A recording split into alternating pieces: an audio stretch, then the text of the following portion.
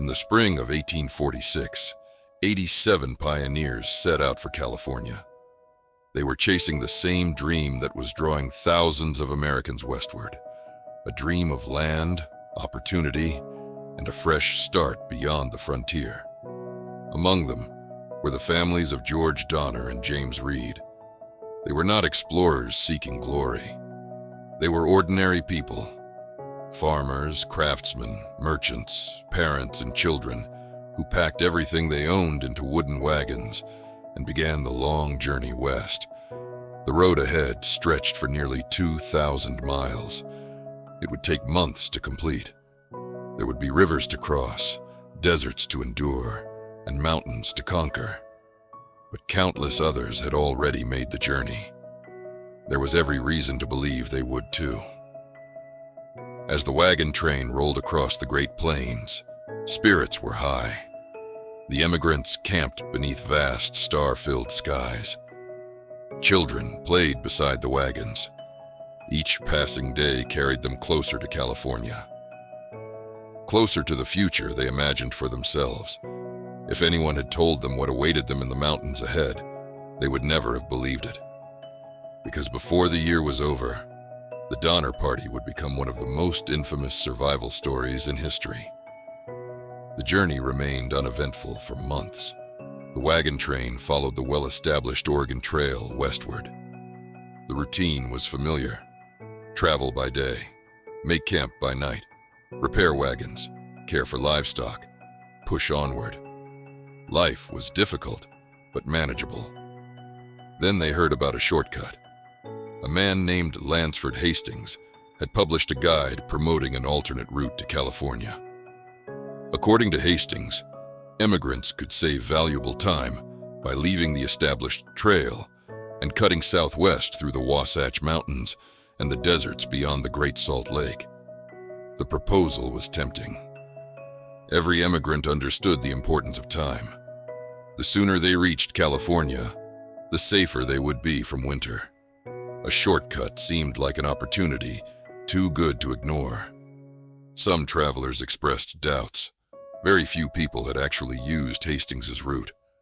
Reports about it were vague and contradictory, but the promise of saving weeks proved irresistible. The Donner Party decided to take the chance. It was the decision that doomed them. At first, nothing appeared wrong. The wagons left the main trail and continued west. Then progress began to slow. The route through the Wasatch Mountains was far worse than expected. There were no proper roads. Dense forests blocked the way. Rocky slopes slowed the wagons. Again and again, the immigrants were forced to stop and cut a path through the wilderness themselves. What should have taken days stretched into weeks. The shortcut was becoming an obstacle course.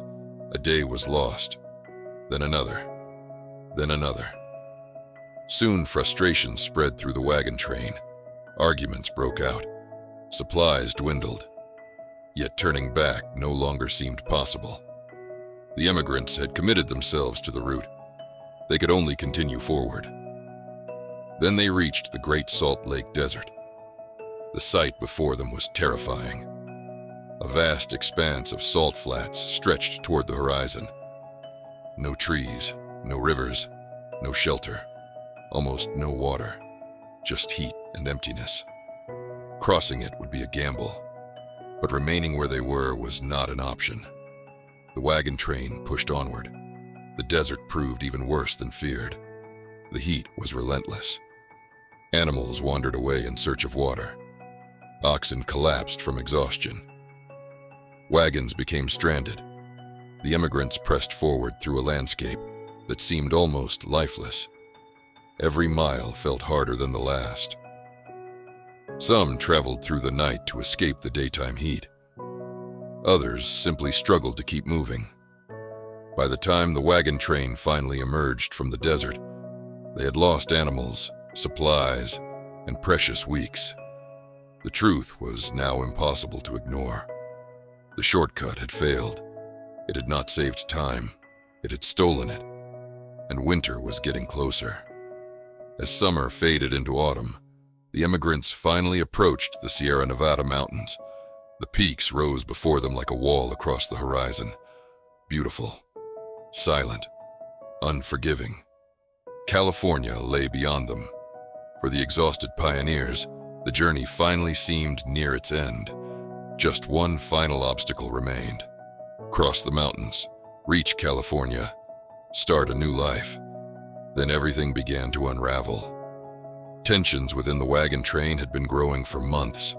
The delays, the exhaustion, the mounting fear. Eventually, those tensions erupted into violence. During an argument, one emigrant was killed. James Reed was blamed. Although many believed he had acted in self-defense, the wagon train made its decision. Reed would be expelled. He was forced to continue toward California alone, leaving his family behind. It was a devastating moment. The group had lost one of its strongest leaders at exactly the moment they needed leadership most. Days later, winter arrived. A storm swept across the mountains. At first, the emigrants were unconcerned. Snow in the Sierra Nevada was not unusual. They expected conditions to improve. Instead, another storm arrived, then another. The snow deepened rapidly. Trails disappeared. Mountain passes vanished beneath drifts. Attempts to continue west failed. The wagons could not move. The animals could not pull.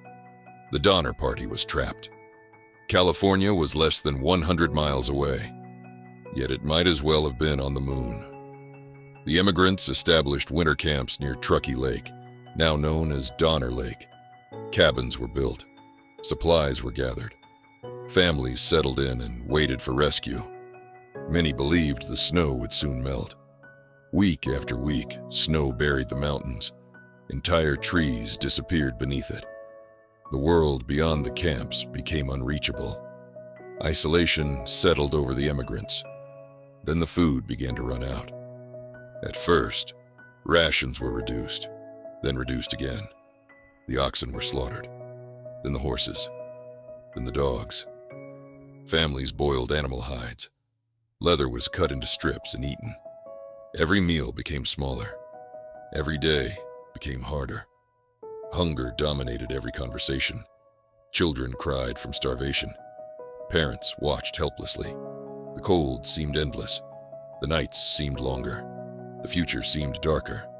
Then the deaths began. One person died, then another, then another. Each death deepened the sense of dread spreading through the camps. The immigrants had entered the mountains expecting a brief delay. Now they faced the possibility that none of them would leave alive. As December arrived, hope was fading.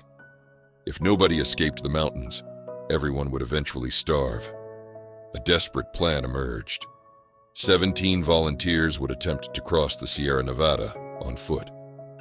If they reached California, they could return with rescuers. The odds were terrible. But remaining behind seemed even worse. The volunteers constructed crude snowshoes from whatever materials they could find. Then they said goodbye.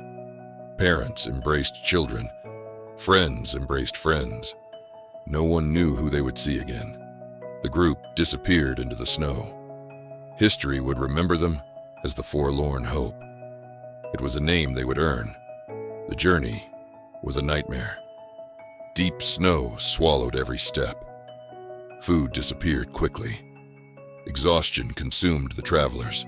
Some collapsed and never rose again. Others became lost in storms. The survivors pushed onward through conditions that seemed almost impossible. Then their food ran out, completely. The mountains offered nothing. No game, no supplies, no rescue, only snow. Endless snow, stretching in every direction. The survivors found themselves confronting a choice no human being should ever have to make. As friends and family died in the snow, some made the desperate decision to consume the bodies of the dead in order to survive. It was an act born not of cruelty, but of absolute desperation.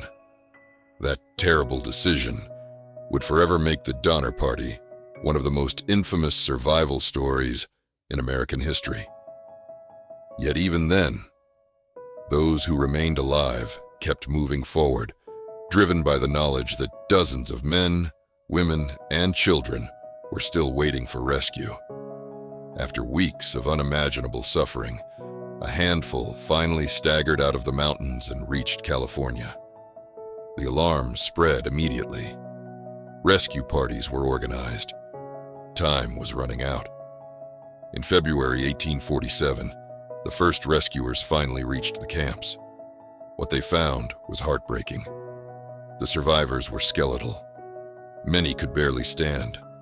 Some children had become orphans. Entire families had vanished.